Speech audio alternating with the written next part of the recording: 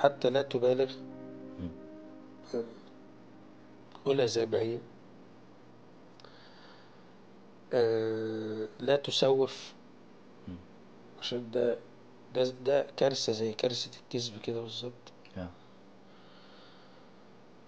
آه، ركز. تمام. يبقى لا تكذب، لا تسوف، لا تبالغ. 3 لاءات اهمت. أيوة. ركز.